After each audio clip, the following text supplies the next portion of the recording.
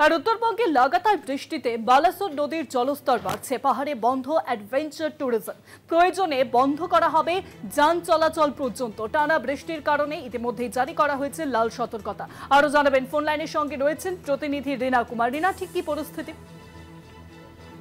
দেখো, গতকাল থেকেই কিন্তু লাগাতার বৃষ্টি হয়ে চলেছে শিলিগুড়ি ও পাহাড়ি যে এলাকাগুলো রয়েছে সেখানে, এবং লাগাতার বৃষ্টির জেরে ইতিমধ্যে বিভিন্ন যে নদীগুলো রয়েছে, পাহাড়ি নদীগুলো, সে তিস্তা বা বালাসর নদীর জল তা কিন্তু ইতিমধ্যেই বৃদ্ধি পেয়েছে, এবং যার ফলে এখনো পর্যন্ত কিন্তু লাল সতর্কতা জারি করা হয়েছে আগামীকাল পর্যন্ত। এবং জিটিএর পক্ষ থেকে দার্জিলিং সংলগ্ন এলাকায় রিভার রাফটিং এছাড়াও প্যারাগ্লাইডিং এই সমস্ত কিছু কিন্তু একেবারে অ্যাডভেঞ্চার ট্যুরিজম যেটা রয়েছে তা কিন্তু পুরোপুরি ভাবে বন্ধ রাখা হয়েছে আগামী নির্দেশ পর্যন্ত। এবং ইতিমধ্যেই যে দুধিয়ায় যে হিউম পাইপ দিয়ে অস্থায়ী সেতু তৈরি করা হয়েছিল সেই সেতু নিয়েও কিন্তু উদ্বেগ দেখা দিয়েছে, কারণ বালাসর নদীর জল বাড়ার ফলে কিন্তু সেই যে জল রয়েছে তা অনেকটাই যে সেতুর সাথে সুইচের অবস্থা, ফলে পরবর্তীতে জল আরো বাড়লে কিন্তু সেই রাস্তা দিয়েও যান চলাচল বন্ধ করা হতে পারে। ফলে পর্যটনের ক্ষেত্রে কিন্তু অনেকটাই প্রভাব পড়বে এর, কারণ বিগত কয়েকদিন ধরে কিন্তু এই যে সেতু রয়েছে তা বন্ধ ছিল। দুধিয়ার আয়রন সেতু ভেঙে যাওয়ার ফলে যান চলাচল একেবারে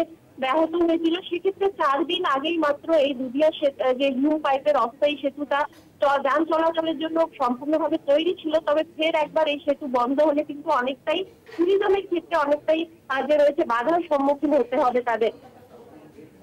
অনেক রিনা, তুমি আমাদের সঙ্গে থাকো।